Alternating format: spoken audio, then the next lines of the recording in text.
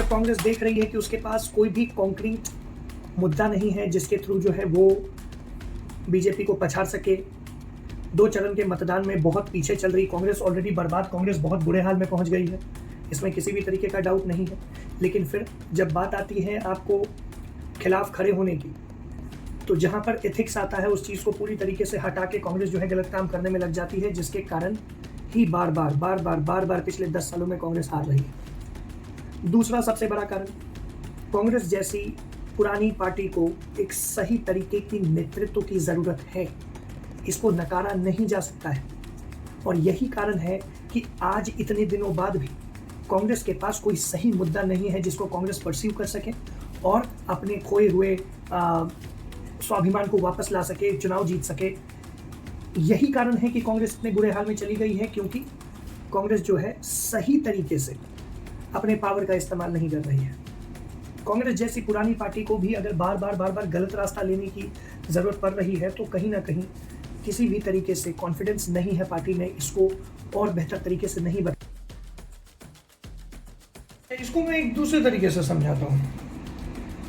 ध्रुव राठी जैसे चोर उचक्कों का इस्तेमाल इस इलेक्शन में उस मोहरी की तरह हो रहा है जिसको दूध में गिरी हुई मक्खी की तरह निकाल कर फेंक दिया जाएगा ये इलेक्शन खत्म होते ही।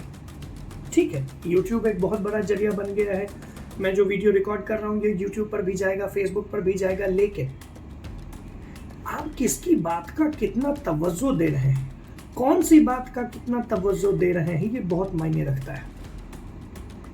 अब अगर कोई बाहर बैठा आदमी इस देश के सिचुएशन को आंकते हुए आपके बारे में आपसे बेहतर सिचुएशन बताने लग जाएगा तो क्या आप उसकी बात मानेंगे? यही तो समझना है, यही प्रोपेगेंडा का खेल है जो कि बहुत दिनों से बार बार आपके साथ, हमारे साथ खेला जा रहा है। एक बहुत ही छोटा सा उदाहरण मैं देता हूं। एक वर्ल्ड हंगर इंडेक्स निकलता है, आप अपने आस पड़ोस में गरीबी देखते हैं, कितने लोग उस गरीबी से पिछले 10 साल में आपने मरता हुआ देखा है। लेकिन जब वो हंगर इंडेक्स आता है तो आपको बांग्लादेश, पाकिस्तान जैसे भिखमंगे देशों से भी नीचे दिखाया जाता है। तो आपको बहुत अच्छे से अंदाजा ये लग जाएगा कि किस तरीके से ये सारा का सारा जो मामला है उसको षड्यंत्र के रूप में किया जाता है, ताकि देश को हमेशा ये फील कराया जाए कि देखो बढ़ रहे हो तुम आगे, लेकिन तुम्हारी अभी औकात वो भी नहीं हुई है जो होनी चाहिए। हमेशा एक सेल्फ डाउट क्रिएट करते रहना देशवासियों में कि you are not there yet. और इसी गलतफहमी से जब तक हम बाहर नहीं निकलते ना, तब तक ये देश आगे नहीं बढ़ता। कश्मीर जैसा एक बहुत जटिल मुद्दा जिसका समाधान पिछले 30, 40, 50 सालों में खोजा नहीं जा सका, चुटकियों में नहीं हो जाता। वो अभी एक फेसबुक या कहीं पर पढ़ा मैंने, चंद्रमा तो बहुत दूर की बात है, यहाँ कश्मीर में भी अगर हम चंद्रमा तो बहुत दूर की बात है, हम कश्मीर में भी झंडा नहीं फहरा पाते अगर हमारे पास जो है मुख बधिरों वाला प्राइम मिनिस्टर होता तो।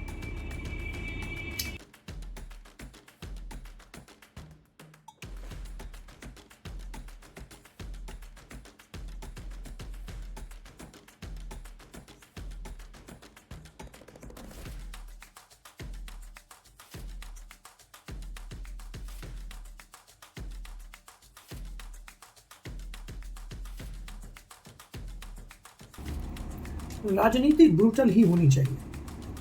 ब्रूटल इस तरीके से मैं कहना चाह रहा हूँ कि आज देश में इलेक्शन चल रहे हैं और फॉरेन मीडिया की तरफ से जो है उलूल जुलूल बातें देश के खिलाफ लिखी जा रही हैं और उसको बढ़ावा इसी देश के लोग दे रहे हैं। उन्हीं बातों को पकड़ के अपना राजनीतिक एजेंडा बढ़ाने का काम इसी देश के लोग कर रहे हैं। अब आपको और हमें यही समझना है कि पूरी दुनिया हमेशा से यही चाहती थी कि भारत कभी भी एक यूनाइटेड देश ना बने, हमेशा बंटवारे वाली माहौल बनी रहे, हिंदू मुसलमान वाले सिचुएशन क्रिएटेड रहे और हिंदू मुसलमान से भी ज्यादा हिंदूज आपस में बटे रहे। आप इतिहास का कोई भी पन्ना उठा के देख लीजिए, हमारे ऊपर राज किया गया, मारा पीटा गया, खानदान खत्म कर दिए गए, बुरी तरीके से शोषण हुआ, लूटा गया, पूरी देश की संपत्ति खत्म कर दी गई और उसमें साथ देने वाला हमेशा अपना ही कोई ना कोई था। हम फिर से उठे, फिर से सब कुछ रिबिल्ड किया, किसी पर अपने सरहदों से बाहर जाके हमला नहीं किया। उसके बावजूद फिर भी हमारे देश पर इसी तरीके की चीजें होती रही, जैसे कि फिर 1947 में 1947 में देश का बंटवारा होना, उसमें भी हमारे ही लोग थे। हम अभी भी नहीं सुधर रहे हैं। हम अभी भी यही सोच के चल रहे हैं कि अरे हमारा क्या, मेरा उल्लू सीधा हो रहा हो, बाहर में जाए देश। और इसी चीज से बाहर निकलना पड़ेगा। आपकी और हमारी देश को बचाने की परिभाषा अलग अलग नहीं हो सकती है। अगर वो अलग अलग है तो दोनों में से, हम दोनों में से कोई ना कोई एक गलत जरूर है। ना मैं ये कह रहा हूं कि आप गलत है, ना मैं ये कह रहा हूं कि मैं गलत हूं, लेकिन देश को बचाने का रास्ता सिर्फ और सिर्फ एक हो सकता है।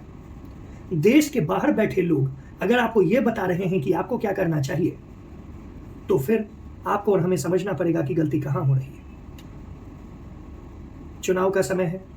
चुनाव को उन मुद्दों पर वोट करें जिससे देश का फायदा हो, उन मुद्दों पर वोट करें जिससे आपकी जगह का फायदा हो, उन मुद्दों पर वोट करें जिससे ये देश आगे बढ़े, उन मुद्दों पर वोट करें जिससे इस देश के टुकड़े करने वालों को औकात जरूर दिखाया जाए। एक चीज मुझे देख के बहुत अच्छा लगा, जिस तरीके से दिल्ली कांग्रेस के लोग जो हैं वो एकदम खिलाफ खड़े हो गए हैं कन्हैया कुमार को टिकट दिए जाने से। बहुत अच्छा लगा, क्योंकि वैसे लोगों को इस देश में किसी भी तरीके की कोई भी जगह नहीं देनी चाहिए।